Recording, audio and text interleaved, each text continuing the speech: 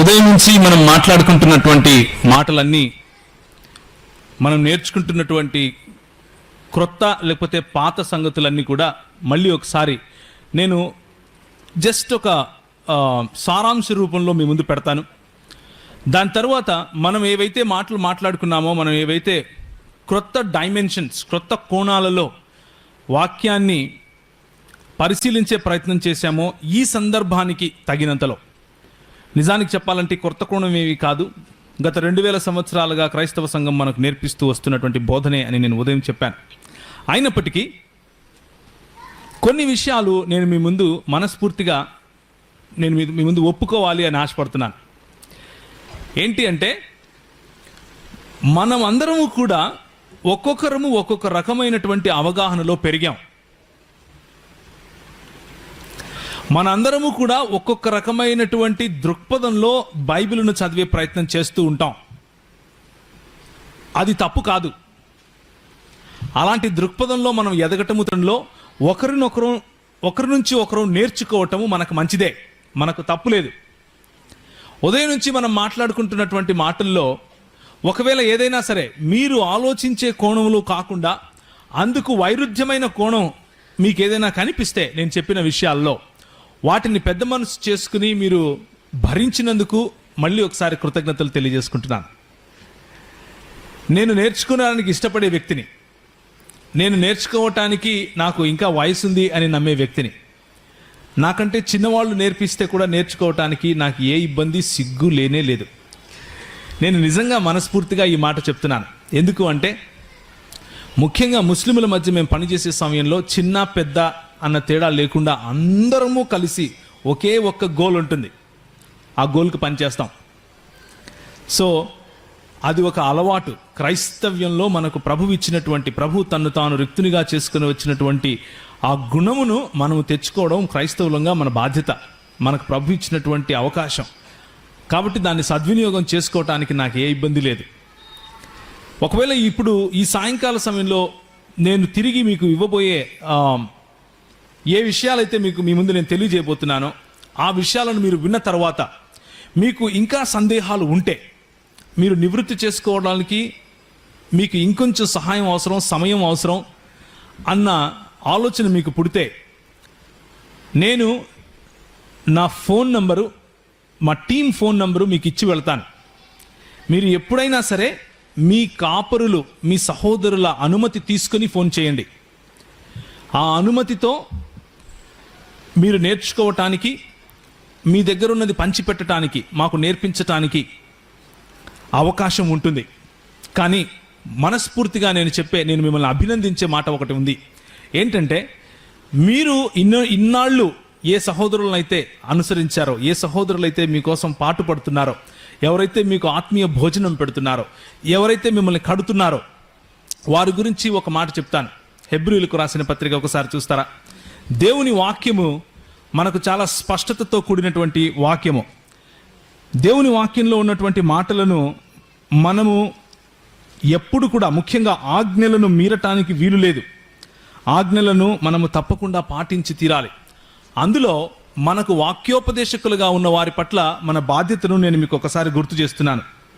సహోదర ప్రేమ గురించి మాట్లాడే హెబ్రీయులకు రాసిన పత్రిక 13వ అధ్యాయము, మన ప్రభువు నిన్న నేడు నిరంతరము ఏకరీతిగా ఉన్నవాడు అని చెప్పే ఈ 13వ అధ్యాయము, ఆ మాటకు పైన ఒక మంచి వాక్యము మీకు చెబుతా ఉంది. 7వ వచనం, మీకు దేవుని వాక్యము బోధించి మీ పైన నాయకులుగా ఉన్న వారిని జ్ఞాపకము చేసుకుని వారి ప్రవర్తన ఫలమును శ్రద్ధగా తలంచుకొనుచు వారి విశ్వాసమును అనుసరించుడి అన్నమాట నేను మీకు ఈరోజు గుర్తు చేస్తున్నాను.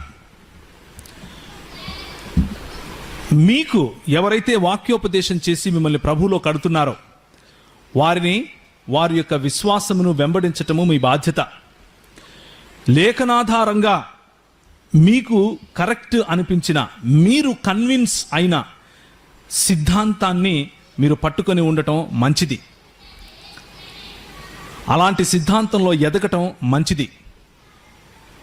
అలాంటి ఫెలోషిప్, అలాంటి సహోదర భావంలో ఎదగటం మంచిది.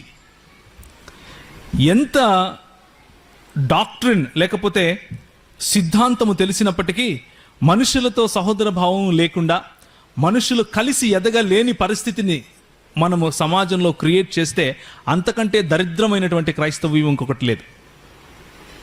కనుక మీకు వాక్యోపదేశం చేసి మీకు నాయకులుగా ఉన్న వారిని అనుసరించండి, అందులో తప్పు లేదు.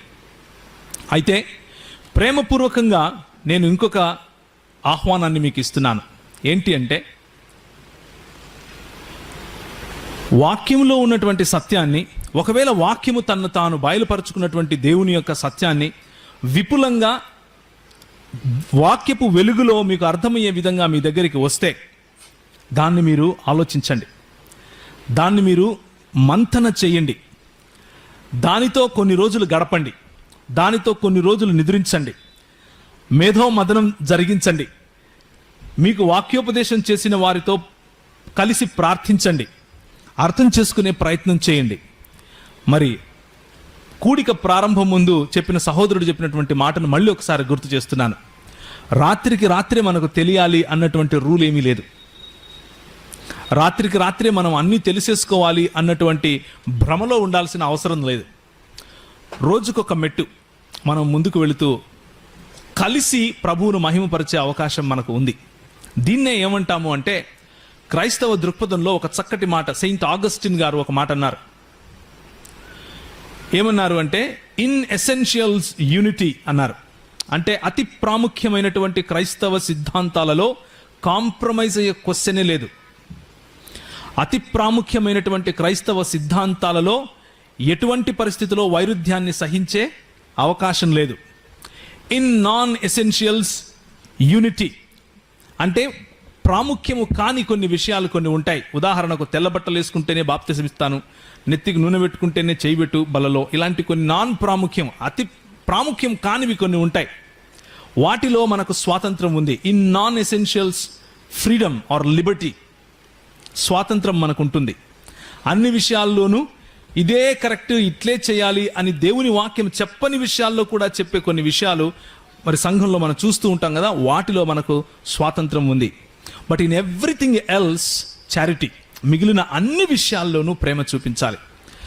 చారిటీ, ప్రేమ అన్నది మిగిలిన అన్ని విషయాలను కప్పే విషయం. కాబట్టి క్రైస్తవ సంఘంగా మన బాధ్యత ప్రేమను పట్టుకోవటం, మన బాధ్యత ఒకరినొకరం కలిసి వెళ్ళటం, మన బాధ్యత సంఘం కోసం, మన ప్రభువు కోసం కలిసి నిలబడటం. ఆ విషయంలో నేను ఏమాత్రము వెనకంజ వేయటం లేదు, మీతో నేను కలిసినాను. ఇన్ ఎసెన్షియల్స్ యూనిటీ, మనము తప్పకుండా క్రైస్తవులుగా పిలువబడటానికి అవసరమైనటువంటి కొన్ని సిద్ధాంతాలు మాత్రం మనం తప్పకుండా తెలుసుకొని తీరాలి. అందులో చాలా బలంగా పాతుకొని పోయి ఉండాలి. అలాంటి విషయాలలో ఒకటే త్రిత్వం. అలాంటి విషయాలలో ఒకటి త్రిత్వం. త్రిత్వాన్ని సరిగ్గా అర్థం చేసుకున్నంత వరకు నువ్వు క్రైస్తవునివి కాదు అని నేను అనటం లేదు, అది మన పని కాదు. కానీ లేఖనములలో దేవుడు అద్వితీయుడు అన్న విషయాన్ని అర్థం చేసుకోకపోతే సమస్యే. లేఖనములలో దేవుడు తండ్రి కుమార పరిశుద్ధాత్మలుగా తన్ను తాను బయలుపరుచుకున్నాడు అన్న విషయం అర్థం చేసుకోకపోతే సమస్యే. దాని పేరు త్రిత్వం పెడతారా, త్రియేకం పెడతారా, ఇంకేదైనా మీరు ఇష్టం వచ్చింది పెడతారా, మీ ఇష్టం, నో ప్రాబ్లం. పేరుతో సమస్య కాదు, పదంతో సమస్య కాదు, దాని వెనుకున్న భావంతో సమస్య. నాకు తెలిసినంత వరకు, నేను ఇంతవరకు మాట్లాడినటువంటి సహోదరులు అందరూ కూడా యేసు ప్రభువును దేవుడు అని చెప్పటానికి నాకంటే 10 రెట్లు ముందే ఉన్నారు. యేసు ప్రభువు నిజంగా దేవుడు అని చెప్పడానికి నాకంటే 100 రెట్లు 100 అడుగులు ముందున్నారు. అందుకు నేను వారిని అభినందిస్తున్నాను. అదేవిధంగా తండ్రి కుమార పరిశుద్ధాత్మలు ముగ్గురు మనకు దేవుడు అని చెప్పడానికి వాళ్ళు సిద్ధంగా ఉన్నారు. దానికి నేను వారిని అభినందిస్తున్నాను.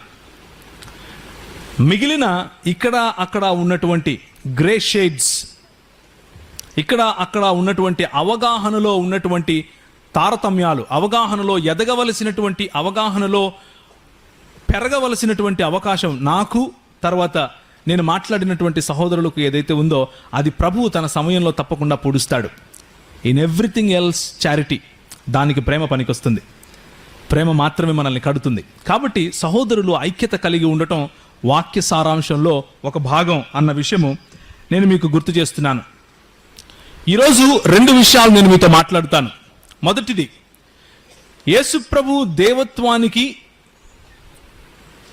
బైబిల్లో కొన్ని వచనాలను ఆపాదిస్తూ ఆయన సంపూర్ణముగా తండ్రి వంటి దేవుడు కాదు అని చెప్పటానికి వాడే కొన్ని వాక్య భాగాలను, వాటిని ఆబ్జెక్షన్స్ అంటారు, అభ్యంతరాలు అంటారు. ఆ అభ్యంతరాలను మీ ముందు పెట్టి వాటిని క్రైస్తవ దృక్పథ వెలుగులో, లేకపోతే సంపూర్ణ బైబిల్ వెలుగులో ఏ విధంగా మనం అర్థం చేసుకోవచ్చు అన్న విషయాన్ని మీకు తెలియజేస్తాను. మొదటిది. రెండవ విషయం, త్రిత్వము అన్నటువంటి అంశానికి సంబంధించి ఉన్నటువంటి అపోహలు, దాని పట్ల ఉన్నటువంటి భాషాపరమైనటువంటి ప్రశ్నలు ఏవైతే ఉన్నాయో వాటిని కూడా వెలుగులోకి తీసుకొచ్చి వాటికి సమాధానం చెప్పే ప్రయత్నం చేస్తాను. అయితే మీరు నన్ను ఒక చిన్న విషయంలో మన్నించాలి, క్షమించాలి. అదేంటి అంటే, సమయాభావం కారణంగా ప్రతి విషయానికి లేఖనము నేను చెప్పగలను, కానీ సమయాభావం కారణంగా లేఖనములు ప్రతి విషయానికి మీతో చదివించి దానిలో డెప్త్స్ లేకపోతే దాని లోతులకు వెళ్ళటం కారణంగా మనము సబ్జెక్టును పూర్తి చేయలేం. కనుక మీరు నన్ను మన్నిస్తే, మీరు నాకు అవకాశం ఇస్తే నేను త్వరగా వాటిని ముగించే ప్రయత్నం చేస్తాను. కోట్ చేస్తాను స్క్రిప్చరు. మీరు బెరియా విశ్వాసుల్లాగా ఇంట్లో వాటిని పరిశీలించి వాటిని మీరు మీ స్వంత దృక్పథంలో యేసు ప్రభువు ఏ విధంగా తండ్రికితో సమానమైనటువంటి దేవుడు అన్న విషయానికి నేను అలాంటి ప్రతిపాదన మీకు చెప్తున్నానో దాన్ని అర్థం చేసుకునే ప్రయత్నం చేయండి. ఆ తరువాత మీకు అది కన్విన్సింగ్గా అనిపించకపోతే నేను ఇంతకుముందు చెప్పినట్లుగా సహోదరులతో కలవండి, సహోదరులతో మాట్లాడండి. కానీ దయచేసి ఏ ఒక్కరూ ఈరోజు సాయంత్రం గలిబిలితో ఇంటికి వెళ్ళకండి. ఏ ఒక్కరూ ఈరోజు సాయంత్రం ఏదో అయిపోయింది అని అనుకుని వెళ్ళకండి. సో యేసు ప్రభువు యొక్క దేవత్వం గురించి వచ్చే అపోహలు, లేకపోతే వాడే లేఖన భాగాలు ఏ విధంగా అర్థం చేసుకోవాలి అన్న విషయాన్ని చెప్పటానికి ముందు మళ్ళీ ఒకసారి ప్రార్థనను గురించి ప్రస్తావిస్తాను. యేసు ప్రభువుకు ప్రార్థించిన, తండ్రికి ప్రార్థించిన, పరిశుద్ధాత్మునికి ప్రార్థించిన అన్నటువంటి క్వశ్చన్ మార్క్స్ ఏవైతే ఉన్నాయో అవి నా మనసులలో రావచ్చు, కానీ తండ్రి, కుమార, పరిశుద్ధాత్మలుగా ఒక దేవుడిగా ఉన్నటువంటి దేవుని మనసులో అలాంటి భేదాలు ఏమీ లేవు. నేను పౌలు వాడను, అపోల్లో వాడను అనేటటువంటి గ్యాంగ్లు ఏమీ లేవు దేవునిలో. ఆయన గ్యాంగ్ లీడర్ అసలు కాదు. మీరు తండ్రి ఆకర్షించనిదే కుమారుని నామములో ప్రార్థన చేయలేరు. పరిశుద్ధాత్ముడు మీలో పని చేయనిదే మీరు ప్రార్థించటం అసాధ్యం. కుమారుడు బలియాగం చేసి మిమ్మల్ని కొనుక్కొందే మీరు సంఘములో ఉండటం, ప్రార్థించటం, అపోస్తలుల బోధ వినటం, తర్వాత ఫెలోషిప్ అంటే సహవాసం కలిగి ఉండటం అసాధ్యం. అలాగే పరిశుద్ధాత్ముని కార్యము లేనిదే తండ్రి నిజమైన దేవుడు అని తెలుసుకోవటం అసాధ్యం. యోహాను సువార్త 1వ అధ్యాయం ప్రకారం తండ్రి రొమ్మున ఆనుకొని ఉన్న కుమారుడు బయలుపరిస్తే తప్ప తండ్రిని తెలుసుకోవటం అసాధ్యం. తండ్రి రొమ్మున ఆనుకొని ఉన్న కుమారుడు తప్ప తండ్రిని బయలుపరిస్తే మనం తెలుసుకోవడం అసాధ్యం. అందుకని అన్నాను, ఆయన స్వరము ఎవరు వినలేదు, ఆయనను ఎవరు చూడలేదు. విన్నది, చూసింది తండ్రిని అని తెలియాలంటే కూడా కుమారుడు చెప్పాలి. అది మన దగ్గరికి రావాలంటే కూడా పరిశుద్ధాత్ముడు లేఖనాలలో ఉంచాలి. తండ్రి, కుమార, పరిశుద్ధాత్మల కార్యము ఐక్యము గలది, అది అవిభాజ్యం. మనం వారిని ట్రైపార్టైట్గా చేసి వాళ్ళకు పార్టిషన్లు ఇచ్చి కంపార్ట్మెంటలైజ్ చేయడానికి వీలు లేదు. అలా వీలు లేకుండా ఆయన ఒక దేవుడు అని నమ్మి ఆయనలో తప్పకుండా తండ్రి, కుమార, పరిశుద్ధాత్మలు అన్న ముగ్గురు వేరు వేరు వ్యక్తులు ఉన్నారు అని నమ్మిన మీరు దేవా అని మాట్లాడిన ప్రతిసారి బైబిల్లోని దేవుడే మీ ప్రార్థన వింటాడు. బైబిల్లోని దేవునికే మీరు ప్రార్థిస్తున్నారు. ఆ ప్రార్థన ప్రతిసారి మన ప్రభు అయినటువంటి యేసు క్రీస్తు యొక్క అధికారంలోనే చేయాలి. యేసు క్రీస్తు నేర్పించిన పద్ధతిలోనే చేయాలి. అది సంపూర్ణ అవగాహనగా నేను మీకు విడిచిపెడుతున్నాను. క్రీస్తు దైవత్వానికి అభ్యంతరాలలో ప్రాముఖ్యమైన అభ్యంతరం ఒకటి ఉంది. అదేంటి అంటే సామెతల గ్రంథం. సామెతల గ్రంథము 8వ అధ్యాయం. చాలాసార్లు సామెతల గ్రంథము 8వ అధ్యాయం తీసుకుని జ్ఞానము గురించి మాట్లాడే సమయంలో ఇది యేసు ప్రభువే అన్న కంక్లూషన్కు మనము రావడం కారణంగా యేసు ప్రభువు సృష్టింపబడినటువంటి ఒకానొక లేకపోతే తండ్రి వలన కలిగినటువంటి ఒకానొక సృష్టిలో ఒక భాగము అన్నటువంటి అవగాహన, ఆ భావము వచ్చే విధంగా మనకు అప్పుడప్పుడు కొన్ని విషయాలు మనం మాట్లాడుకుంటూ ఉంటాం. అయితే ఈరోజు సాయంత్రము నేను అందుకు భిన్నంగా మీకు ఒక మాట చెప్పబోతున్నాను. కానీ ఆ భిన్నంగా నేను చెప్పేది కేవలము నా అవగాహన మీకు చెప్పటం మాత్రమే, మీలో కల్లోలం లేపటం కోసం కాదు. మీరు నేను చెప్పబోయే ఈ మాటను నా అభిప్రాయంగా, నేను లేఖనముల్లో నుంచి నేర్చుకున్న సత్యంగా మాత్రమే తీసుకోండి. మీరు ఎప్పుడు కన్విన్స్ అవుతారో, ఎప్పుడు ప్రభువు మీకు ఆ సత్యము, నేను ఏదైతే సత్యము అనుకుంటున్నానో అది మీకు చెబుతాడో అప్పుడే నమ్మండి. మీ పెద్దలతో కలిసి మాట్లాడిన తర్వాతే నమ్మండి. ఈరోజు మీరు అలా నమ్మకుండా ఉండాలి, లేకపోతే నమ్మాలి అని నేను మిమ్మల్ని ఫోర్స్ చేయను. నేను అనుకుంటున్నాను, నేను ఆలోచించే విధంగానే ఇందులో చాలామంది ఆలోచిస్తున్నారు అనుకుంటున్నాను. ఉండొచ్చు. సో ఒకసారి సామెతల గ్రంథం 8వ అధ్యాయానికి వెళ్దాం. 22వ వచనము. పూర్వకాలమందు తన సృష్ట్యారంభమున తన కార్యములలో ప్రథమమైనదిగా దానిగా యెహోవా నన్ను కలుగజేసెను. అనాది కాలము మొదలుకొని మొదటి నుండి భూమి ఉత్పత్తి అయిన కాలము పూర్వము నేను నియమింపబడితిని. ప్రవాహ జలములు లేనప్పుడు, నీళ్లతో నిండిన ఊటలు లేనప్పుడు నేను పుట్టి తిని. పర్వతములు స్థాపింపబడక మునుపు, కొండలు పుట్టక మునుపు, భూమిని దాని మైదానములను ఆయన చేయక మునుపు, నేలమట్టిని రవంతయు సృష్టింపక మునుపు నేను పుట్టి తిని. ఆయన ఆకాశ విశాలములను స్థిరపరిచినప్పుడు, మహాజలముల మీద మండలములను నిర్ణయించినప్పుడు నేను అక్కడ ఉంటిని. ఆయన పైన ఆకాశము స్థిరపరిచినప్పుడు, జలధారలను ఆయన బిగించినప్పుడు, జలములు తన సరిహద్దులు మీరకుండునట్లు ఆయన సముద్రమును పొలిమేరలు ఏర్పరచినప్పుడు, భూమి యొక్క పురాదులు నిర్మించినప్పుడు అంటూ జ్ఞానము కలుగ చేయబడింది అన్నటువంటి, లేకపోతే సృష్టింపబడింది అన్నటువంటి మాటను మనం ఇక్కడ చదవటం చూస్తాం. మనకు కొన్ని లిమిటేషన్స్ ఉన్నాయి తెలుగులో బైబిల్ చదివేటప్పుడు, కొన్ని పరిధులు ఉన్నాయి. ఏంటి అంటే, ఈరోజు మన చేతిలో ఉన్నటువంటి బైబిల్ ఆదిమ హిబ్రూ భాషల నుంచి తర్జుమా చేసే సమయంలో అప్పటికే ప్రామాణికంగా వాడుతున్నటువంటి రాజుగారి కింగ్ జేమ్స్ వర్షన్ ఏదైతే ఉందో, ఆ కింగ్ జేమ్స్ వర్షన్ వారు వాడినటువంటి ఆదిమ లేఖనాలను తెలుగు బైబిల్ తర్జుమా సమయంలో, తెలుగు బైబిల్ అనువాద సమయంలో వాడారు. వాడుతూ అప్పటికి వారి అవగాహనకు సరిపోయినటువంటి పదాలు చేర్చటం మొదలుపెట్టారు. మనము ఏ బైబిల్నైతే ఈరోజు చేతిలో పట్టుకొని చదువుతున్నామో, తెలుగు బైబిల్ ఈ బౌండెడ్ ఉందో, ఇది దేవుని ఆత్మచేత ప్రేరేపింపబడినటువంటి పుస్తకము అన్నది క్రైస్తవుల అవగాహన కాదు. క్రైస్తవుల అవగాహన ఏంటి అంటే, హెబ్రూ భాషలో మనకు అందుబాటులో ఉన్నటువంటి బైబిల్ గ్రంథము ఈ రోజుకు కూడా స్థిరముగా అందులో ఉన్నటువంటి అక్షరాలలో వెనక ఉన్నటువంటి భావము ఏదైతే ఉందో అది దేవుని వాక్యము అన్నది క్రైస్తవుల అవగాహన. అంతేకాని ఈరోజు ఈ బైబిల్ చినిగిపోయినంత మాత్రాన దేవుని వాక్యం చిరిగిపోయింది, లేకపోతే దీన్ని తల కింద పెట్టుకుంటే దయ్యాలు రావు, ఇలాంటి ఆలోచనల గురించి మనం కొంచెం ఎదగాలి, కొంచెం పెరగాలి, కొంచెము మెచ్యూరిటీ వైపు, ప్రౌఢ దశ వైపు వెళ్ళాలి.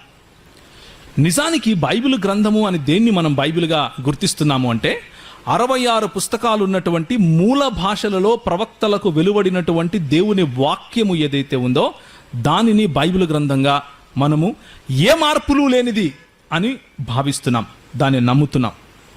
దానికి సాక్ష్యం బైబిలే ఇస్తుంది. కానీ మన చేతిలో ఉన్నటువంటి తెలుగు బైబిల్ అయినా వివిధ ఇంగ్లీషు, హిందీ, ఉర్దూ, అరబీ, అరమైక్ ఇలాంటి వేరు భిన్నమైనటువంటి తర్జుమాలు, అనువాదాలు ఏవైతే ఉన్నాయో వాటన్నిటికీ కూడా బైబిల్ అన్న గుర్తింపు మనము ఇస్తున్నప్పటికీ అది పరిశుద్ధాత్మ చేత ట్రాన్స్లేట్ చేయబడింది అని మనం నమ్మము.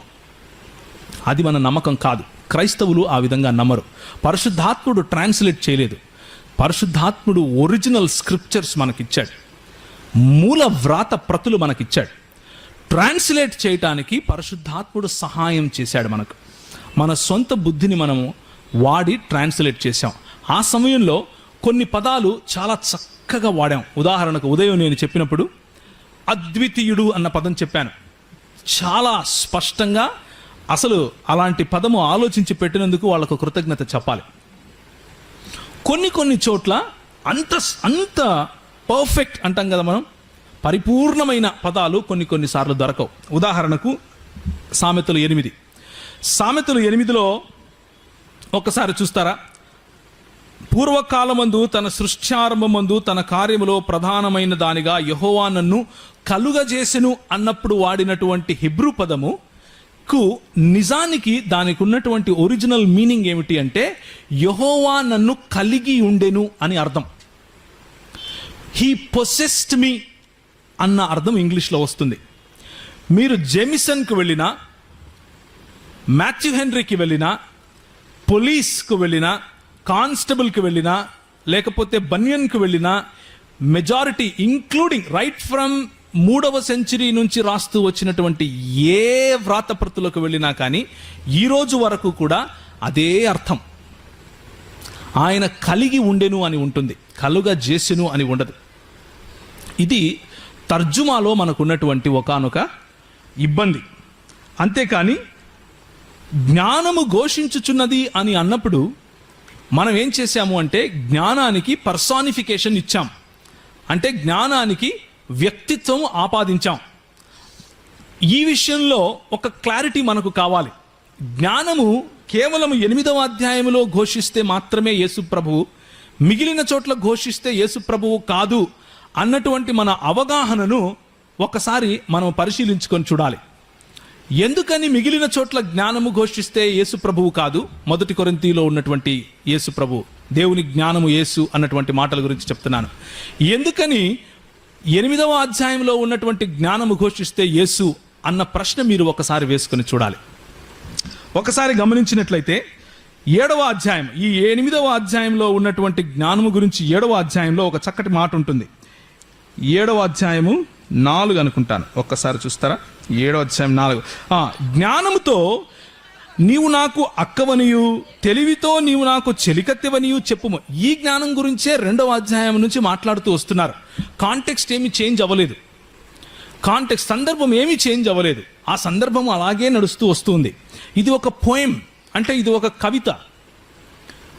సామెతల గ్రంథము ఆయనకున్నటువంటి జ్ఞానాన్ని సొలొమోను గారు పరిశుద్ధాత్మ ప్రేరణతో ఒక పాటలాగా లేకపోతే ఒక కవిత్వం లాగా రాస్తూ వస్తున్నారు.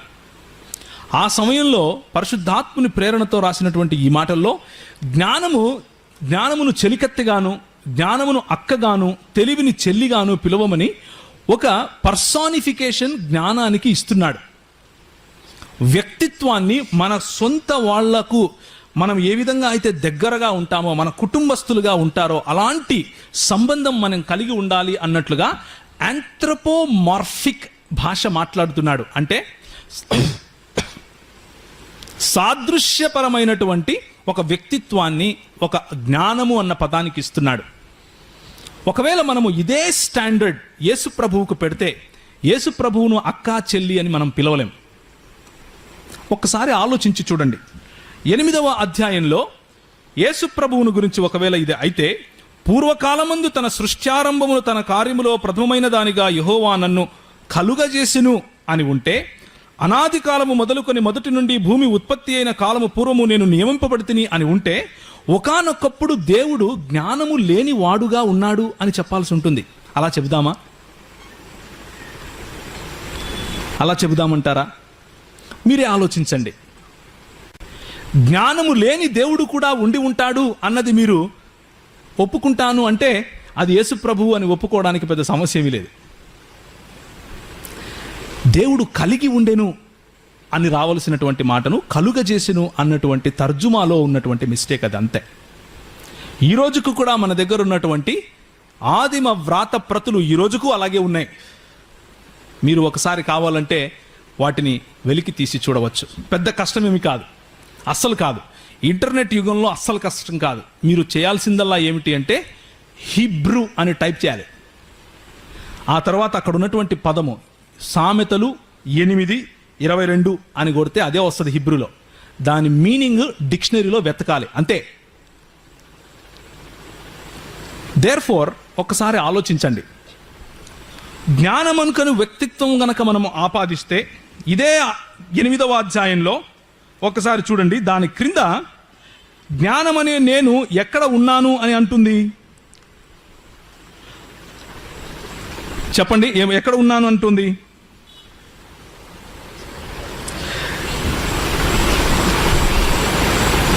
చాతుర్యము అన్న పదం కూడా ఉంది కదా. చాతుర్యానికి ఎందుకు వద్దు వ్యక్తిత్వం? జ్ఞానానికి వ్యక్తిత్వం ఇచ్చి యేసు ప్రభు అని అన్నప్పుడు చాతుర్యానికి కూడా వ్యక్తిత్వం ఇచ్చి ఏదో అనొచ్చు కదా. 9వ అధ్యాయంలో జ్ఞానము నివాసము కట్టుకొని దానికి 7 స్తంభములు చెక్కుకొని ఉన్నది అని అన్నప్పుడు ఇప్పుడు యేసు ప్రభు ఇల్లు కట్టుకొని 7 స్తంభాలు చెక్కుకున్నాడు అన్నటువంటి అర్థం ఇచ్చేట్లుగా మాట్లాడదామా అని మీరు ఆలోచించండి. తన పనికత్తెల చేత జనులను పిలువనంపి పట్టణమందలి మెట్టల మీద అది నిలిచి జ్ఞానము లేనివాడా ఇటు రమ్ము అని దేవునికి, యేసు ప్రభువుకు స్త్రీలింగము ఆపాదించి మాట్లాడదామా అని మీరు ఆలోచించండి. నేను చేసినటువంటి కొద్దో గొప్ప నా రీసెర్చ్లో నాకేమర్థమైంది అంటే, ఇక్కడ తెలియజేయబడుతున్నటువంటి జ్ఞానము ప్రాముఖ్యంగా 22వ వచనంలో దేవుడు జ్ఞానమును కలుగజేసెను అని కాదు, కానీ దేవుడు జ్ఞానమును కలిగి ఉండెను అన్న విధంగా అది తర్జుమా అవ్వాలి. అలాగే తర్జుమా అవుతుంది కూడా ఇప్పటి నుంచి బైబిల్స్లో. దీని ఆధారంగా నాకేమనిపిస్తుంది అంటే, యేసు ప్రభువు ఒకానొక రోజు కలిగింపబడ్డాడు అని చెప్పటానికి ఈ వాక్యము సరిపోదు అని అనిపిస్తూ ఉంది. ఇది నా అభిప్రాయం, ఇది నేను నేర్చుకున్నటువంటిది. కొలస్సీలకు రాసిన పత్రిక 1వ అధ్యాయము 17వ వచనంలో చక్కటి విషయం, దీని గురించి వివరణగా మనం కోట్ చేస్తూ ఉంటాం అప్పుడప్పుడు. కొలస్సీలకు రాసిన పత్రిక 1వ అధ్యాయం 17వ వచనం ఎవరైనా గట్టిగా చదువుతారా?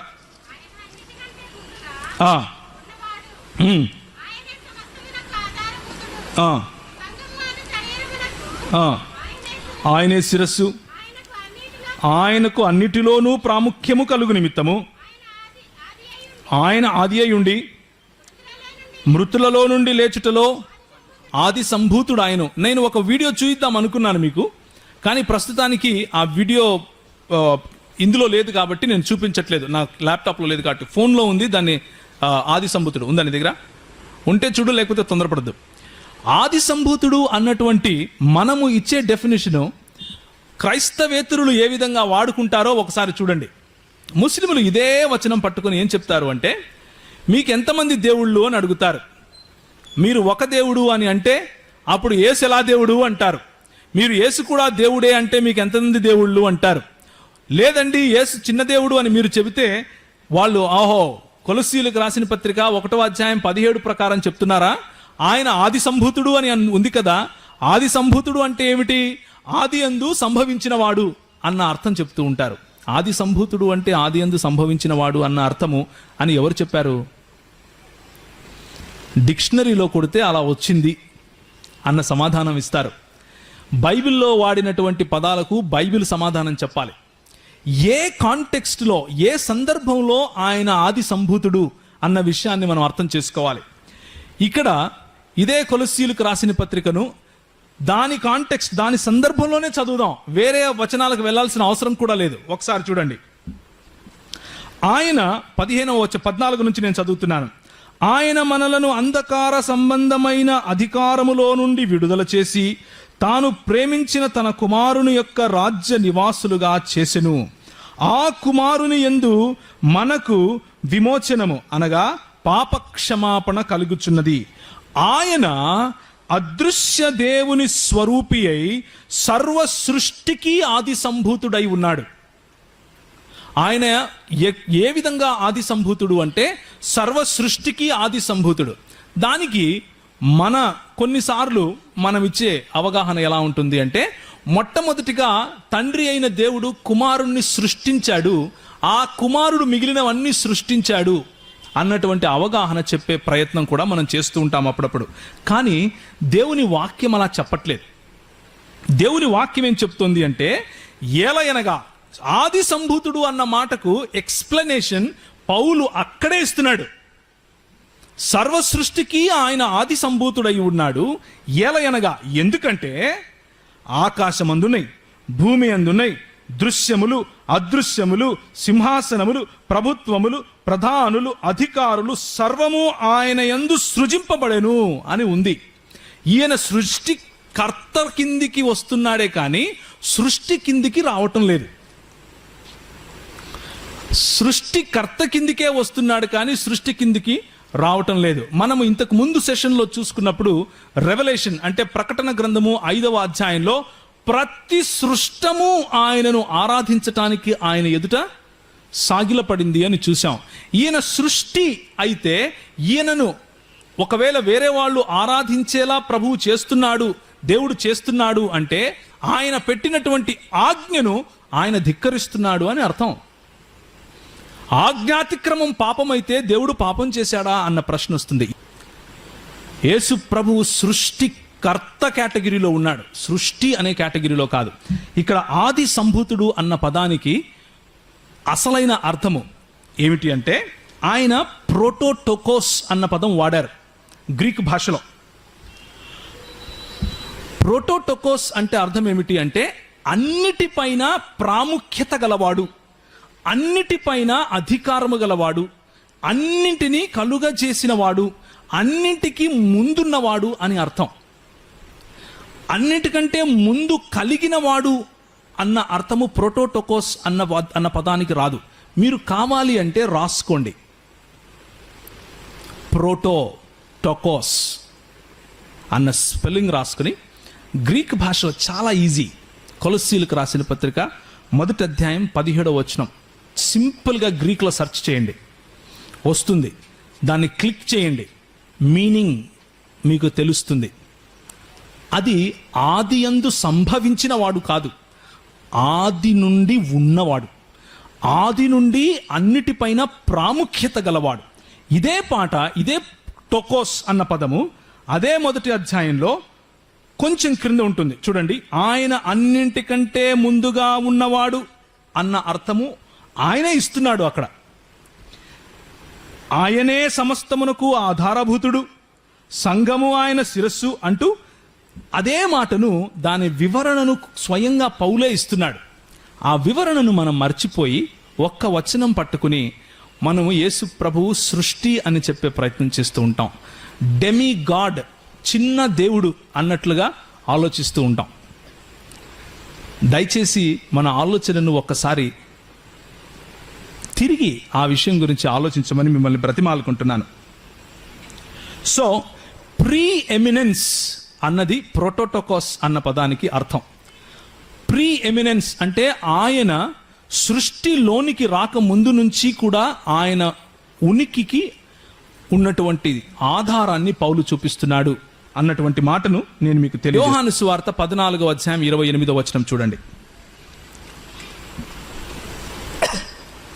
మధ్యాహ్నము అడిగినటువంటి ప్రశ్నల్లో ఇది కూడా ఒకటి. తండ్రి నాకంటే గొప్పవాడు. నేను మధ్యాహ్నం ఇదే ప్రశ్న అడిగాను, ఎందులో గొప్పవాడు, దేవత్వంలోనా? నేను దీనికి సమాధానంగా మత్తయి సువార్త 11వ అధ్యాయము 11వ వచనము, లూకా సువార్త 7వ అధ్యాయం 28వ వచనము మీకు చెప్పాను. యోహాను బాప్తిసమిచ్చి యోహాను గురించి చెప్పాను. ఉదాహరణకు నేను నా కంపెనీలో నేను ఒక సాఫ్ట్వేర్ కంపెనీ నడుపుతాను. నా దగ్గర దాదాపు ఒక 30 మంది పని చేస్తారు, 30-35 మంది. అందులో అందరూ పనులు చేసేవాళ్లే, నేను పని చేసేవాడినే. నేను ఆఫీస్కి వెళ్ళంగానే నాకు సహాయం చేయటం కోసం ఒక మనం మామూలుగా ఆఫీస్ అటెండెంట్ అంటాం కదా, అలాంటి వ్యక్తి ఉంటాడు. ఆయన లోపలికి వస్తాడు. ఆయన నా స్నేహితుడు, నాకు చాలా ఏండ్లుగా తెలుసు. నేను కూర్చున్నప్పుడు ఆయన నిలబడుకొని ఉంటాడు. నేను లేచినప్పుడు కూడా ఆయన గౌరవంతో చేతులు కట్టుకుంటాడు. కానీ నేను అంటాను, అవన్నీ అవసరం లేదు బై, మనమంతా బ్రదర్స్ము, స్నేహితులము అంటాను. మొదటి రోజు తర్వాత ఇంకెప్పుడు ఆయన అలా చేయలేదు. మేము కలిసి ఉంటాం. ఇప్పుడు నేను నా పదవిలో గొప్పవాడినే, కానీ మానవత్వంలో అయితే మానవునిగా ఆయన కంటే గొప్పవాడిని అంటారా? కాదు. కేవలము నాకు ఇచ్చినటువంటి పనిలో, ఆ కంపెనీ అన్నటువంటి ఆ పరిధిలో, నాకు ఇచ్చినటువంటి పనిలో నేను గొప్ప స్థాయిలో ఉన్నాను అంతే. ఆయన కంటే బెటర్ మనిషిని కాదు నేను, ఆయన కంటే శ్రేష్టమైన మనిషిని కాదు నేను. ఎందుకంటే దేవుడు అందరూ మనుషులని ఆయన పోలికలోనే చేశాడు. ఆయన పోలికలో ఒకరు గొప్ప ఒకరు తక్కువ అన్నది ఉండదు. అలాగే దేవత్వము అన్నటువంటి ఆ ఎస్సెన్స్లో ఒక తక్కువ ఒక ఎక్కువ దేవుడు అన్నది ఉండదు. అది అసాధ్యం. ఒక దేవుడు ఇంకొక దేవుడిని సృష్టించటము తార్కికంగా అసాధ్యం. మీరు ప్రయత్నం చేసి చూడండి. ఎవరైనా తత్వజ్ఞానం తెలిసిన చిన్న ఇప్పుడిప్పుడే కాలేజీకి వెళ్తున్న వాళ్ళతో మాట్లాడి చూడండి. ఒక దేవుడు నిర్వచన రీత్యా ఇంకొక దేవుణ్ణి సృష్టించలేడు. సృష్టించగలిగితే సృష్టించిన వాడన్నా సృష్టింపబడిన వాడన్నా ఇద్దరిలో ఎవరో ఒకరు దేవుడు కాకుండా పోతారు. ఆలోచించి చూడండి. ఇక తిమోతికి రాసిన పత్రిక మీకు తెలిసినటువంటి వచనమే. నాకు తెలిసి మీకు ఆ వచనం చూపించాల్సిన అవసరం కూడా లేదు. ఎవరైనా చదువుతారా? చెప్పండి, చదవండి ఎవరైనా. ఎక్కడ సమీపించరాని చదవండి. 6వ అధ్యాయం. సమీపింపరాని తేజస్సులో ఆయన మాత్రమే వసించుచు అమరత్వము గలవాడై ఉన్నాడు. ఎవరి గురించి మాట్లాడుతుంది ఈ మాట? ఎవరి గురించి మాట్లాడుతున్నారు? యేసు ప్రభువు గురించి మాట్లాడుతున్నారా లేదా? సమీపింపరాని తేజస్సులో ఉన్నవాడు యేసు ప్రభువా కాదా? యేసు ప్రభువు అయితే సమీపింపరాని తేజస్సులో ఉన్నటువంటి ఈ దేవుడు ఏ విధంగా చిన్న దేవుడు అవుతాడు అన్న విషయాన్ని మీరు ఆలోచించి చూడాలి. ఒకసారి ఆలోచించటంలో తప్పు లేదు కదా. దయచేసి ఒకసారి దాని వైపు కూడా చూడండి. కీర్తనలు 2వ అధ్యాయం 8వ వచనం మనం ఈరోజు మధ్యాహ్నం ఆల్రెడీ చూసాం.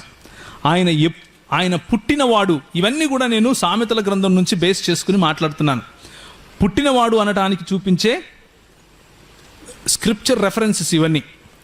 కీర్తనల గ్రంథం 2వ అధ్యాయం 8వ వచనంలో, నేను నా పరిశుద్ధ పర్వతమైన సియోను మీద రాజును ఆసీనుగా చేసి ఉన్నాను, కట్టడను నేను వివరించదను, యెహోవా నాకు ఇలాగ సెలవిచ్చెను, నీవు నా కుమారుడవు, నేడు నేను నిన్ను కనియున్నాను అన్నటువంటి మాట మనకు కనిపిస్తుంది కదా. అయితే మనం మాట్లాడుకున్నాం ఆల్రెడీ. యోహాను సువార్త 1వ అధ్యాయం 1వ వచనం ప్రకారం ఆయన ఆది నుండి ఉన్నవాడు. కానీ మనుష్యునిగా 14వ వచనంలో ఒకానొక రోజు తన మహిమను విడిచిపెట్టి, తన తండ్రి కుడిపార్శ్వమును విడిచిపెట్టి, తన తండ్రి రొమ్మును విడిచిపెట్టి మన కొరకు మానవుడిగా పుట్టాడు.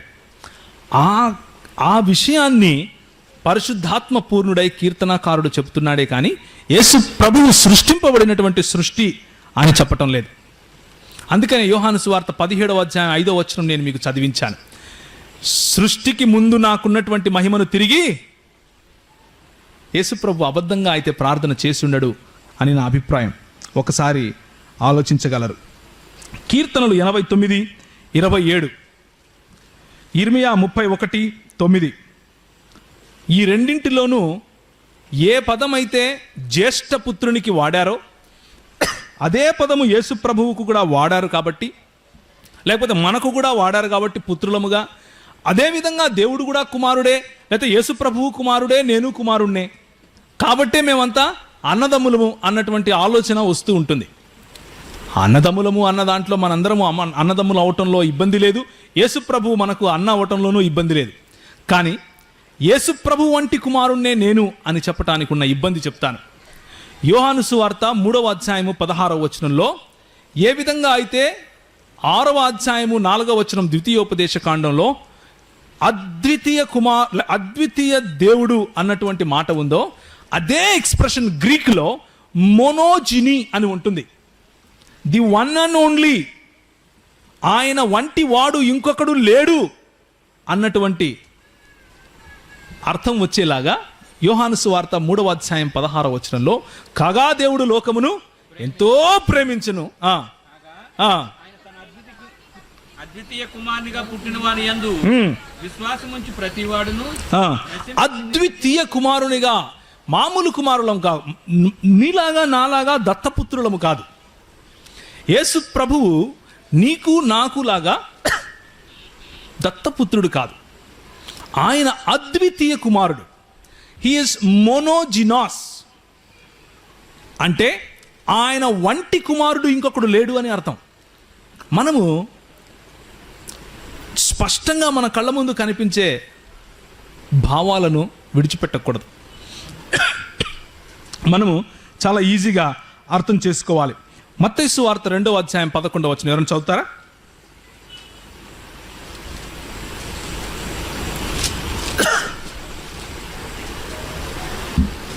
మత్తయి సువార్త 2వ అధ్యాయం 11వ వచనం.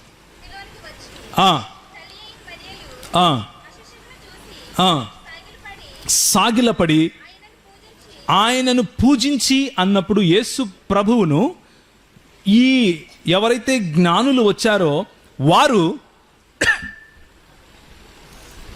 10 ఆజ్ఞల్లో మొదటి ఆజ్ఞ ఉల్లంఘిస్తున్నారంటారా? 10 ఆజ్ఞల్లో మొదటి ఆజ్ఞ ఉల్లంఘించడానికే దేవుడు వాళ్లకు నక్షత్రం పంపించాడు అని చెప్తున్నారా? నా ఉద్దేశంలో అలా కాదు. మీరు అలా చెప్పట్లేదు అనుకుంటున్నాను. ఎందుకు అంటే, థ్యాంక్ యూ బ్రదర్, గ్రీక్ భాషలో వాడినటువంటి పదం అది ఏంటంటే ప్రోస్కినిసాన్, అంటే ఆయన ఎదుట సాష్టాంగపడ్డారు అని. సాష్టాంగపడి ఆయనను ఆరాధిస్తే, చిన్నవాడులే ఆయనకు తెలీదు కాబట్టి అలా చేయకు అని అన్నాడు అని మనం అనొచ్చు. ఇప్పుడు ఒకసారి చూడండి, మత్తయి సువార్త 28వ అధ్యాయం 9వ వచనం.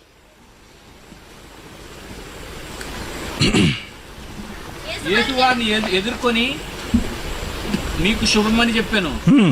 వారు ఆయన యొద్దకు వచ్చి ఆయన పాదములు పట్టుకొని ఆయనకు మొక్కగా యేసు భయపడకుడి, మీరు వెళ్ళి అలా చేయకు అని చెప్పలేదు. మార్కు సువార్తలో ఆయన నీ దేవుడైన యెహోవాను మాత్రమే ఆరాధించు అని చెప్పినటువంటి యేసు ప్రభు ఇప్పుడు వీళ్ళు వచ్చి ఆయన కాళ్ళు పట్టుకుని ఆయన ఆరాధిస్తున్నారు. అక్కడ కూడా వాడినటువంటి పదము ప్రోస్కినిసాన్ అన్న పదమే. అంటే ఆయన ఎదుట సాష్టాంగపడి ఆరాధించిరి, మ్రొక్కిరి, పూజించిరి అన్న పదమే. Same to same, no difference. Sentence construction కూడా అదే, నో డిఫరెన్స్. అప్పుడు కూడా యేసు ప్రభు వారిని వారించలేదు, ఆయన వారి ఆరాధనను స్వీకరించాడు. దేవుడు యేసు ప్రభువును ఒకవేళ సృష్టిగా చేసి ఉంటే, మొదటి సృష్టిగా చేసి ఉంటే, ఆ మొదటి సృష్టికి దేవునికి అత్యంత ప్రీతికరమైనటువంటి మొదటి సృష్టి, మీరు ఆరాధించాల్సింది దేవుణ్ణి, నన్ను కాదు అని ఎందుకు చెప్పలేదు? ఆలోచించాలి. ఇదే మాట యోహాను సువార్త 20వ అధ్యాయం 28వ వచనంలో తోమా అంటాడు. ఏమంటాడు అంటే, నా దేవా నా ప్రభువా అంటాడు. దానికి హకురియాస్ము కహతియాస్ము అంటాడు. గ్రీక్ భాషలో ఇలాగే ఉంది. హకురియాస్ము అంటే ఓ దేవా అని. ఒక ఆయన అన్నాడు, ముస్లిము, ఏమన్నాడంటే, యేసు ప్రభు తిరిగి వచ్చి రావటం చూసి వాళ్ళు ఓ మై గాడ్ అన్నాడంట. అలా అనలేదు, ఆశ్చర్యపోయి ఓ మై గాడ్ అన్నాడంట. నువ్వు చూసావా నిలబడి ఆయన ఇలా అన్నాడని?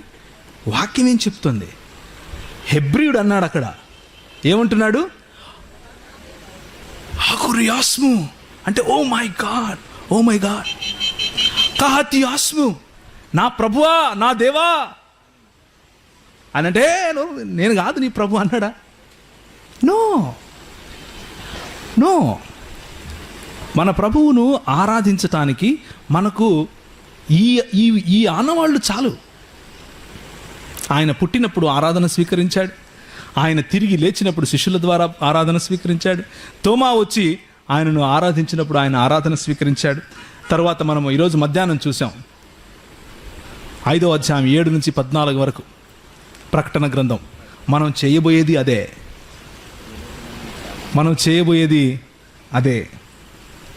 కాబట్టి ఆయన దైవత్వము అంత గొప్పది. అయితే ఇంకో కొన్ని వచనాలు ఉన్నాయి, వాటిని మన ఎదురుగా వస్తాయి కాబట్టి తప్పకుండా ప్రస్తావించి తీరాలి. ఏంటివి అంటే, యోహాను సువార్త 16వ అధ్యాయం 30వ వచనంలో చదువుతారా? సమస్తమును ఎరిగిన వాడవనియు ఎవడును నీకు ప్రశ్న వేయ నగత్యము లేదనియు హ్మ్. ఇప్పుడు ఎరుగుదుము. దేవుని యొద్ద నుండి నీవు బయలుదేరి వచ్చితివని దీనివల్ల నమ్ముచున్నామని చెప్పగా చాలు. సమస్తమును నీవు ఎరిగిన వాడవు అని ఎవరు సాక్ష్యం చెప్తున్నారు? ఎవరు చెప్తున్నారు? శిష్యులు. శిష్యులు చెప్తున్నారండి ఆయన సర్వజ్ఞుడని, ఆయనకు అన్నీ తెలుసంట అన్న వచనం ఒక పక్క. యోహాను సువార్త 21వ అధ్యాయము 17వ వచనం. యోహాను సువార్త 21వ అధ్యాయము 17వ వచనం. పేతురు ఏమంటున్నాడు చూడండి. మూడవసారి ఆయన యోహాను కుమారుడు అయిన సీమోను ఆ, నన్ను ప్రేమించుచున్నావా ఆ, అని అతను అడిగాను. ఆ, నన్ను ప్రేమించుచున్నావా అని మూడవసారి తన్ను అడిగినందుకు పేతురు వ్యసనపడి ప్రభువా ప్రభువా నీవు సమస్తమును ఎరిగిన వాడవు కదా అని ఆయన దానంతటా అదే అన్నాడు అని నేను అనుకోను. లేఖనంలో వ్రాయబడింది అని అంటే పరిశుద్ధాత్మ ప్రేరణ లేకుండా వ్రాయబడింది అని మీరు అంటారు, నేను అంటారు అని నేను అనుకోను. మనం ఆలోచించాలి అంటున్నాను. మార్కు సువార్త 5వ అధ్యాయం 30 నుంచి 32 వరకు చదివితే అక్కడ కూడా ఇదే రకంగా ఆయన మనుషుల హృదయాంతరంగాలను కూడా తెలిసిన వాడుగా ఉంటాడు. అయితే ఒక సమస్య ఏంటి అంటే, నేను ఎప్పుడు తిరిగి వస్తానో, మనుష్య కుమారుని రెండవ రాకడ ఎప్పుడో నాకు తెలీదు, దేవదూతలకు తెలీదు, చివరికి మనుష్య కుమారుడికి కూడా తెలీదు, తండ్రి మాత్రమే తెలుసు అని యేసు ప్రభు ఇచ్చినటువంటి స్టేట్మెంట్ మన ముందుకు వస్తుంది. ఆ స్టేట్మెంట్ ప్రకారము మనము వీఆర్ కంపెల్డ్, మనము ఒక ఒక ఒక కార్నర్కి వెళ్ళాల్సి ఉంటుంది. ఎందుకు? ఆయనకు తెలియంది కూడా ఉంది కదా, ఆయన సర్వజ్ఞుడు కాదేమో అన్నటువంటి ఆలోచన వస్తుంది. దీనికే మనం అర్థం చేసుకోవాల్సిన విషయం ఏమిటి అంటే, యోహాను సువార్త 17వ అధ్యాయంలో యేసు ప్రభు చేసినటువంటి ప్రార్థన యొక్క మీనింగ్ అర్థం చేసుకోవాలి. ఈ సృష్టి లేక ముందు నాకున్న మహిమను నువ్వు నాకు తిరిగి ఇవ్వు అని ఆయన అన్నప్పుడు, తండ్రితో ఆయన ఆ విధంగా మాట్లాడినప్పుడు దాని ఆంతర్యం అర్థం చేసుకోవాలి. మానవుడిగా వచ్చినటువంటి యేసు మానవుడిగా ఇచ్చినటువంటి స్టేట్మెంట్ అది అన్నటువంటి అర్థం మనం చేసుకోవాలి. ఆయనకు అన్నీ తెలుసు, అయినప్పటికీ తన్ను తాను రిక్తునిగా చేసుకుని మానవుడిగా వచ్చాడు అన్న సత్యము కూడా మర్చిపోకూడదు. ఆయన 100% దేవుడు అన్నది ఎంత సత్యమో 100% మానవుడు అన్నది కూడా అదే సత్యం. అయితే ఆయన అంతటితో ఆగిపోలేదు. ప్రకటన గ్రంథంలో ఆయన అంటున్నాడు, నేను మేఘారూఢుడనై వస్తాను, నన్ను నువ్వు చూస్తావు, నన్ను పొడిచిన వాళ్ళు కూడా చూస్తారు. చనిపోక ముందు ఇచ్చినటువంటి మాట అది. తిరిగి తండ్రి వద్ద నుంచి మహిమను తీసుకున్న తర్వాత ఇచ్చే స్టేట్మెంట్ వేరు. కాబట్టి మనం బైబిల్ గ్రంథాన్ని సంపూర్ణంగా ఒక సంపూర్ణ దృక్పథంలో గనక ఆలోచిస్తే ఎలాంటి కాంట్రడిక్షన్ ఉండదు. యేసు ప్రభువు యొక్క దేవత్వానికి ఎలాంటి మచ్చ రావటానికి వీలు ఉండదు. అలాగే యోహాను సువార్త 17వ అధ్యాయము 5వ వచనం. తండ్రి లోకము పుట్టక మునుపు నీ యొద్ద నాకు ఏ మహిమ ఉండెనో ఆ మహిమతో నన్ను ఇప్పుడు నీ యొద్ద మహిమపరచును. This is a simple classic example for hypostatic union. అంటే దేవత్వము మరియు మానవత్వము యొక్క కలయిక 100% ఒక శరీరములో నివసించటం, which is impossible to our minds. మన మనసులకు అది అర్థం చేసుకోవటం కష్టం. కానీ ఆయన చేసి చూపించాడు కాబట్టే ఆయన దేవుడు అంటున్నాను. ఆయన చేసి చూపించాడు కాబట్టే ఆయన దేవుడు అని నేను అంటున్నాను. యోహాను సువార్త 4వ అధ్యాయము 16 నుంచి 19 వరకు ఎవరైనా చదువుతారా?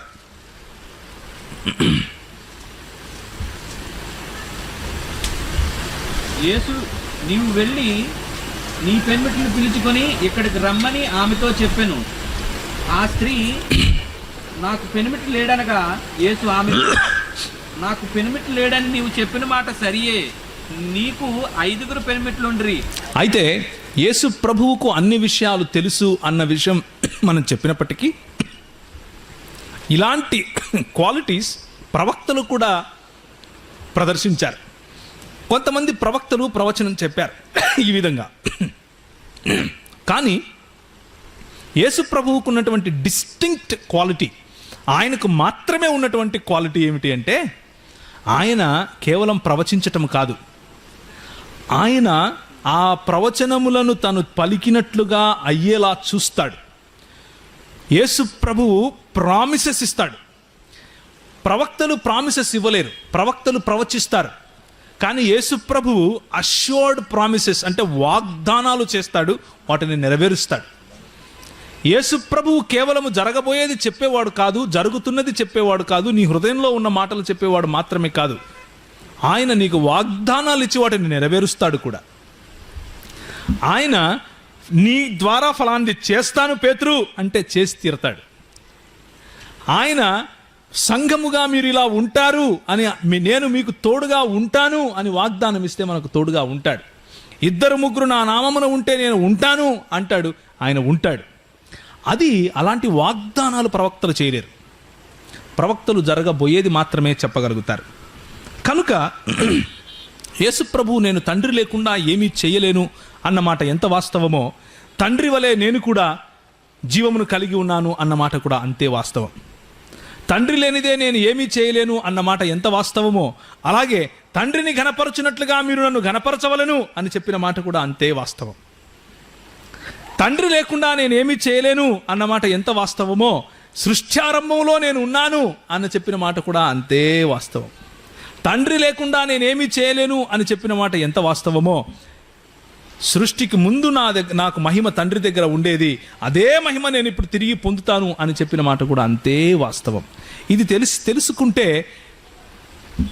100 ప్రశ్నలలో మిగిలేది 2. యేసు ప్రభువుకున్నటువంటి హైపోస్టాటిక్ యూనియన్, యేసు ప్రభువుకున్నటువంటి ద్వంద్వ స్వభావం, సంపూర్ణంగా మానవుడు సంపూర్ణంగా దేవుడు అన్నటువంటి స్వభావం మనం అర్థం చేసుకున్న రోజు ఆయన సృష్టి కాదు, సృష్టికర్త అన్న సత్యం మనకు తెలుస్తుంది. అది తెలిసిన నాడు మనకు 100 ప్రశ్నలలో మిగిలేది 2. నా ఉద్దేశం ఏమిటి అంటే మెజారిటీ ఆఫ్ క్వశ్చన్స్ వాటంతట అవే వెళ్ళిపోతాయి.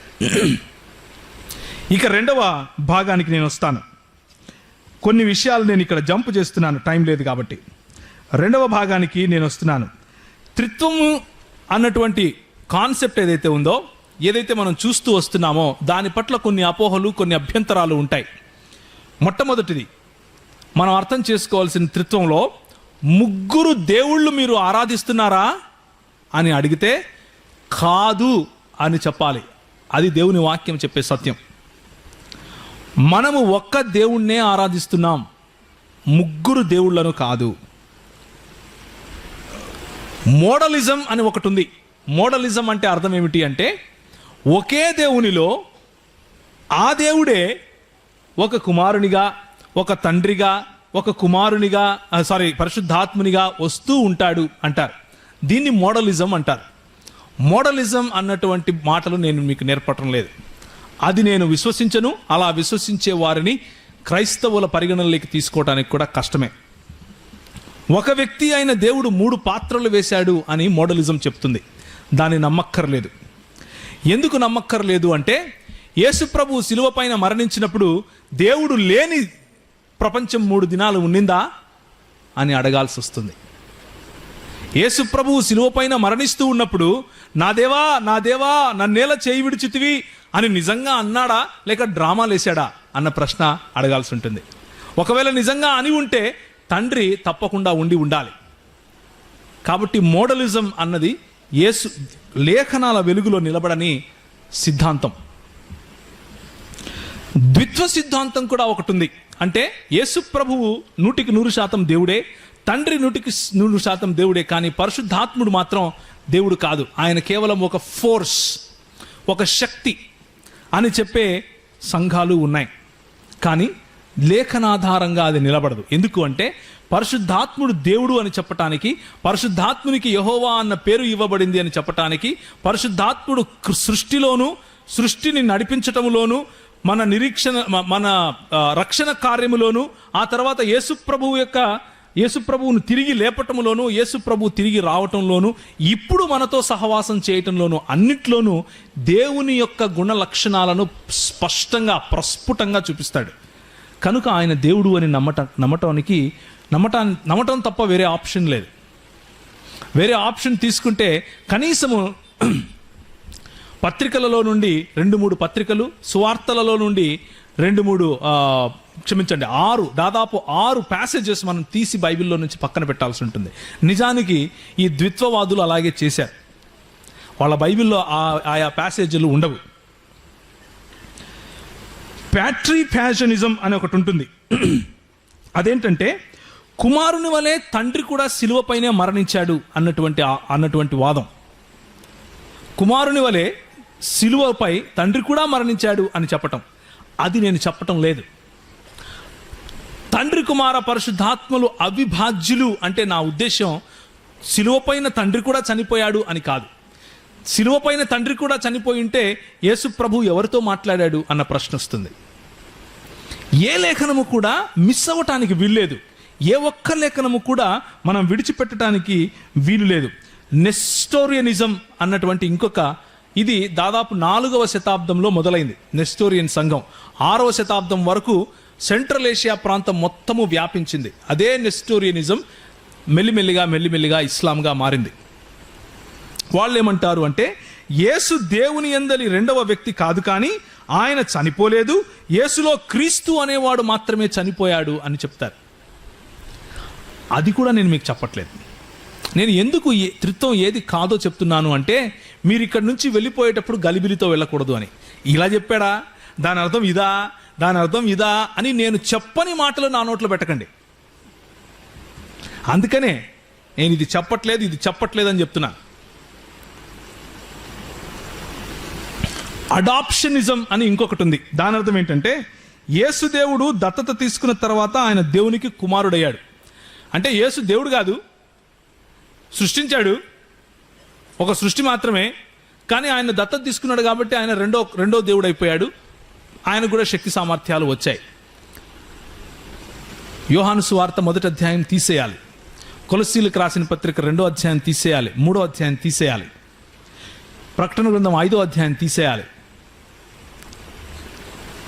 ఎన్నో సమస్యలు మనకు వస్తాయి. జాగ్రత్తగా ఆలోచించాలి. సబార్డినేషనిజం అని ఇంకొకటి ఉంది. సబార్డినేషనిజం అంటే అర్థం ఏమిటి అంటే కుమారుడు తండ్రిలాగా దేవుడే, కానీ తక్కువ దేవుడు.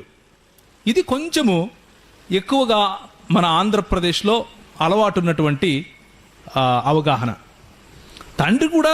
తండ్రిలాగే కుమారుడు కూడా దేవుడే, కానీ సబార్డినేట్, చిన్నవాడు. దేవునిలో సబార్డినేట్ గనక ఉండగలిగితే ఆ సబార్డినేట్గా ఉన్నవాడు దేవుడు అవ్వటానికి వీలే లేదు. ఒకానొకప్పుడు కలిగినాడు అని అంటే ఆయన కలుగక ముందు దేవుడు ఏమై ఉన్నాడో ఇప్పుడు అలా లేడు అని అర్థం. అంటే ఆయన నిన్న నేడు నిరంతరం ఏకరీతిగా ఉన్నవాడు కాదు అని అర్థం. ఒక్కటే మాట ఉంటుంది, ఆ ఒక్క మాటే మనల్ని కింద పడేస్తుంది. కనుకనే మనం చాలా జాగ్రత్తగా ఉండాలి. కొన్నిసార్లు కొంతమంది ఉదాహరణ అడుగుతారు, ఏంటి మీరు చెప్పేది ఏంటి ఇంతకీ, నీళ్ళలాగానా? నీళ్లు చూడండి, గడ్డ కడితే ఐస్ అయిపోతాయి, మామూలుగా ఉంటే నీళ్ళలాగా ఉంటాయి, కాంచమంటే ఆవిరైపోతాయి. కాదు, నేను అలా చెప్పటం లేదు. గుడ్డ కాదు, నేను అలా చెప్పటం లేదు. నేనేం చెప్తున్నాను అంటే నా నోటి నుంచే వినండి. అదేంటి అంటే మన దేవుడైన యెహోవా అద్వితీయుడగు యెహోవా, ఆయనను పోలి ఎవరూ లేరు. ఆయన వంటి వేల్పులలో నీకు సముడెవరు? వేల్పులలో నీ వంటి వాడెవరు? ఏ విషయంలోనూ ఆయనకు ఉదాహరణగా ఏది చెప్పడానికి వీలు లేదు. దేవుణ్ణి పోలింది ఏదైనా ఉంది అంటే అది దేవుడే అయి ఉండాలి. దేవుణ్ణి పోలింది ఏదైనా ఉంది అంటే అది దేవుడే అయి ఉండాలి. కనుకనే కేటగారికల్ ఎర్రర్ అంటారు దీన్ని. మనకున్నటువంటి మన అరిషడ్ వర్గాలను ఆధారం చేసుకొని అతీతుడైనటువంటి దేవునికి నిర్వచనం ఇవ్వాలి, లేకపోతే అతీతుడైనటువంటి దేవునికి ఒక ఎగ్జాంపుల్ ఇవ్వాలి అని చేసే ప్రయత్నము నేను చేయటం లేదు అని చెప్తున్నాను. నేనేం ప్రయత్నం చేస్తున్నాను అంటే లేఖనము ఏమైతే చెప్పిందో దాన్ని మాత్రమే నమ్ముతున్నాను. లేఖనం ఏం చెప్పింది అంటే దేవుడు ఒకడు, ఎస్ నేను నమ్ముతాను, దేవుడు ఒకడే. అదే లేఖనం ఏం చెప్పిందంటే తండ్రి, కుమార, పరిశుద్ధాత్మలనే ముగ్గురు వ్యక్తులుగా తను తాను బయలుపరుచుకున్నాడు. Yes, I believe in that. తండ్రికి దేవునికి ఉండవలసినటువంటి సంపూర్ణమైనటువంటి లక్షణాలు ఉన్నాయి, కుమారునికి సంపూర్ణమైన లక్షణాలు ఉన్నాయి, పరిశుద్ధాత్మనికి సంపూర్ణమైన లక్షణాలు ఉన్నాయి. అదే నమ్ముతున్నాను. దీనికి బైబిల్లో ఎక్కడా పదం లేదు త్రిత్వం అని, త్రియేకం అని, లేకపోతే ట్రయూన్ అని, లేకపోతే ట్రినిటీ అని. ఏ పదం లేదు. నేను నమ్ముతున్నాను ఆ విషయం. కాబట్టి బైబిల్లో పదం లేనంత మాత్రాన భావము లేదు అని చెబితే, బైబిల్ అన్న పదం కూడా బైబిల్లో లేదు, థియాలజీ అన్న పదం కూడా బైబిల్లో లేదు. చాలా పదాలు బైబిల్లో ఉండవు. బైబిల్లో లేని పదాలన్నిటినీ మనం వాడకుండా మానేయం కదా. దాని అర్థం ఏమిటి అంటే దాని వెనకున్నటువంటి భావము ఉంది. ఆ భావానికి ఒక పేరు మనం పెట్టుకుంటున్నాం అంతే. మీకు త్రిత్వము అని అన్న పదం ఇష్టమైతే అది పెట్టుకోండి, త్రియేకం అన్న పదం ఇష్టమైతే అది పెట్టుకోండి, త్రియేకం అన్న పదం ఇష్టం లేదా తీసేయండి. కానీ మీరు ఏ పదం పెట్టుకున్నా దాని వెనకున్నటువంటి భావన ఏమై ఉండాలంటే మన దేవుడు ఒకడు. ఇశ్రాయేలు వినుము, నీ దేవుడైన యెహోవా అద్వితీయుడగు యెహోవా. అలాగే తండ్రి సంపూర్ణముగా దేవుడు, కుమారుడు సంపూర్ణముగా దేవుడు, పరిశుద్ధాత్ముడు సంపూర్ణముగా దేవుడు. ఇది నేను చెప్పే త్రిత్వం, ఇది బైబిల్ చెప్పే త్రిత్వం. కనుక నేను చెప్పని దాన్ని నాకు ఆపాదించకండి. ఇలా చెప్పిన వాళ్ళలోనే జోసెఫ్ స్మిత్ అని ఒక ఆయన ఉన్నాడు. జోసెఫ్ స్మిత్ ఆఖరికి మార్మనిజం అన్న సంస్థను స్థాపించాడు. మార్మనిజం అన్న సంస్థ ఈరోజు మన ఆంధ్రలోనే కాదు కానీ, భారతదేశంలోనే కాదు కానీ, ప్రపంచం యావత్తులోనూ 4వ అతిపెద్ద కల్ట్గా ఉంది, క్రైస్తవ కల్ట్గా. కొన్ని లక్షల మంది ఈయనను అనుసరిస్తారు. యెహోవా సాక్షులు, ఏరియనిజం అంటారు. వీరు కూడా ఇలాగే మొదలయ్యారు. ఇంకేం అవసరం లేదు బ్రదర్, ఏం పెట్టకండి. అలాగే హెర్బర్ట్ డబ్ల్యూ ఆర్మ్స్ట్రాంగ్ అన్న వ్యక్తి ద్విత్వాన్ని ప్రతిపాదించాడు. టిడి జేక్స్ అనేటటువంటి వ్యక్తి మోడలిజంను ప్రతిపాదించాడు. సో నేనేం చెప్పాలనుకుంటున్నాను అంటే, మన ప్రభువులో తండ్రి, కుమార, పరిశుద్ధాత్మల మధ్య రిలేషన్షిప్ ఉంది, సంబంధం ఉంది, ఐక్యత అన్న సంబంధం ఉంది. ఏంటి ఆ ఐక్యత అంటే సృష్టిలో ఐక్యత, సృష్టి కార్యంలో ఐక్యత, చిత్తమందు ఐక్యత. తండ్రికి ఉన్న చిత్తమే కుమారుడు మరియు పరిశుద్ధాత్ముడు కలిగి ఉన్నారు. వాళ్ళ చిత్తములో ఏ వైరుధ్యం లేదు. నాకు నచ్చంది నువ్వు చేస్తావా, నీకు నచ్చింది నేను చేస్తానా అన్నటువంటి ఆ వైరుధ్యం అస్సలు లేదు. స్వభావమందు ఐక్యత. వారికి ఉన్నటువంటి ఇండిపెండెంట్ స్వభావాలలో కూడా ఐక్యత ఉంది. మహిమలో ఐక్యత, కార్యసిద్ధిలో ఐక్యత, అన్ని విషయాలలో ఐక్యత. వారు కో ఇటర్నల్, ఎల్లప్పుడూ. అంటే ఒకరు లేని ఇంకొకరు ఉన్న సమయం అన్నది లేదు. ఒకరు లేని ఇంకొకరు ఉన్న సమయము ఉండబోదు. ఇది నేను చెప్పే త్రిత్వం. నాకు అర్థమైంది. సార్వత్రిక క్రైస్తవ సంఘం నమ్మే త్రిత్వం ఇదే. అర్థం కాని వాళ్ళు వేరే రకంగా చెప్పి దాన్ని త్రిత్వవాదుల పైన ఒకవేళ పులమాలి అని చూస్తే అది మన తప్పు కాదు. ఒకవేళ ఈ ప్రాంతంలో త్రిత్వము అన్న పదం లేక త్రియేకము అన్న పదము వేరే వాళ్ళు వేరే రకంగా ఉపయోగిస్తున్నారు అనుకోండి. ఉదాహరణకు ఒకే దేవుడు, వాళ్ళు వీళ్ళంతా ఒకటే అని అంటున్నారు అనుకోండి. వాళ్ళకి అవగాహన లేదు అన్నది మాత్రమే అర్థం చేసుకోవాలి. అంతేకాని త్రిత్వవాదము తప్పు అని చెప్పటానికి కాదు. వారికి అవగాహన లేదు. ప్రభు చిత్తమైతే అవగాహన ఇస్తాడు. చివరిగా యోబు గ్రంథాన్ని ఒకసారి చూద్దాం. యోబు గ్రంథము ఒక 10 నిమిషాలు మన దగ్గర ఉంది. ఆ 10 నిమిషాల్లో నేను ముగిస్తాను. యోబు గ్రంథం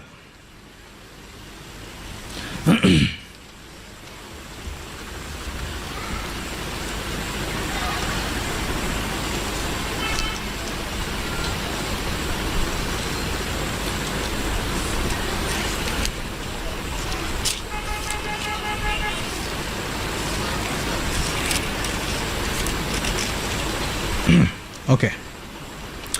39వ అధ్యాయం, యోబు గ్రంథము 39వ అధ్యాయం. మన జీవితాలు ఏ విధంగా ఉండాలి అన్న విషయానికి ఒక జంతువును తీసుకుని మీకు సాదృశ్యంగా మీతో మాట్లాడుతున్నాను. మిమ్మల్ని జంతువులని అనటం లేదు. ఒక జంతువును తీసుకుని ఆ జంతువుకుండే గుణలక్షణాలలో మనం గనక కొన్ని గుణలక్షణాలు ఉంటే మన ప్రభువును ఎంతగా హెచ్చిస్తాం, ఆయన కోసం ఎంతగా పరుగెడతాం అన్న విషయాన్ని మీ ముందు తీసుకొని వచ్చే ప్రయత్నం చేస్తున్నాను. 18వ వచనం నుంచి 39వ అధ్యాయం. అది లేచినప్పుడు గుర్రమును దాని రౌతును తిరస్కరించును. గుర్రమునకు నీవు బలమునిచ్చితివా? జూలు వెంట్రుకలతో దాని మెడను కప్పితివా? మిడతవలే అది గంతులు వేయునట్లు చేయుదువా? నాసికారంధ్ర ధ్వని భీకరము, దాని నాసికారంధ్ర ధ్వని భీకరము. మైదానములో అది కాలుదువి తన బలమును బట్టి సంతోషించును. అది ఆయుధదారులను ఎదుర్కొనబోవును. అది భయమును పుట్టించిన దానిని వెక్కిరించి భీతి నొందకుండా ఉండును. ఖడ్గమును చూసి వెనుకకు తిరగదు. అంబుల పొదయు తలతలలాడు ఈటెలను బల్లమును దాని మీద గలగలలాడించినప్పుడు ఉద్దండ కోపముతో అది బహుగా పరుగులెత్తును. అది బాకానాదము విని ఊరకుండదు. బాకానాదము వినినప్పుడల్లా అది ఆహా ఆహా అనుకొని దూరము నుండే యుద్ధన వాసనను తెలుసుకొనును. కూర్చున్నటువంటి యవనస్తులు, యవనస్తురాళ్ళు, మన పిలుపు ఇది. మన పిలుపు ప్రభువు కోసం దూరము నుండే యుద్ధాన్ని పసిగట్టే పిలుపు. మన యుద్ధం శరీరధారులతో లేకపోతే శరీరములతో కాదు. మన యుద్ధము with the powers and principalities of the air. అంధకార సంబంధమైనటువంటి శక్తులు. Fight between ideologies. మనకున్నటువంటి ఆలోచనలు, దృక్పథాల మధ్య ఉన్న యుద్ధం. ఆ యుద్ధం దూరం నుంచి ఉన్నప్పుడే పసిగట్టడం కోసం మనం పిలువబడ్డాం. లేఖనము అనే ఆయుధమును మనం ధరించి ముందుకెళ్ళటానికి పిలువబడ్డాం. నీతి, రక్షణ మన చేతిలో ఖడ్గం, వాక్యం అనే ఖడ్గం. వీటిని ఉపయోగించి సంఘాన్ని కాపాడుకోవటానికి మనం పిలువబడ్డాం. ఈ సమయం లేజీగా ఉండే సమయం కాదు. ఈ సమయం ప్రభు కోసం ఉద్దండ కోపముతో మన నాసిక రంధ్రాలు అవతలవాడి వెన్నులో భయం పుట్టించే సమయం. మనం కొడతామనో తిడతామనో చంపుతామనో కాదు. మనం ప్రేమిస్తామని, మనం సత్యం చెప్తామని, మనం ధైర్యంగా నిలబడతామని, స్టెఫెను వంటి ఆత్మ కలిగి జీవించటం కోసం పిలుపునిస్తున్నాను. బర్నబా వంటి తగ్గింపు కలిగి జీవించడం కోసం పిలుపునిస్తున్నాను. మన పిలుపు మన మీద కత్తులు, గుదియలు తలతలలా గలగలలాడించినప్పుడు మిడతల వలె గంతులు వేసే పిలుపు. మన పిలుపు అవతలివాడి యుద్ధోపకరణములను అలా పట్టుకొని యేసు ప్రభు పాదాల దగ్గరికి తీసుకుని వచ్చే పిలుపు.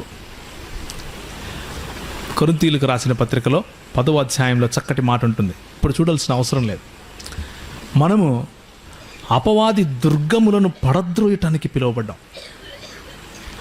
అపవాది దుర్గములను, వాటి ఫౌండేషన్ను కదిలించటానికి పిలువబడ్డాం. అపవాది సంఘంలో వేస్తున్నటువంటి ఈ చెడు విత్తనాన్ని వేళ్లతో పీకి పారేయటానికి పిలువబడ్డాం. మన పిలుపు ఉద్దండ కోపముతో అపవాది ఎదుర్కొనే పిలుపు.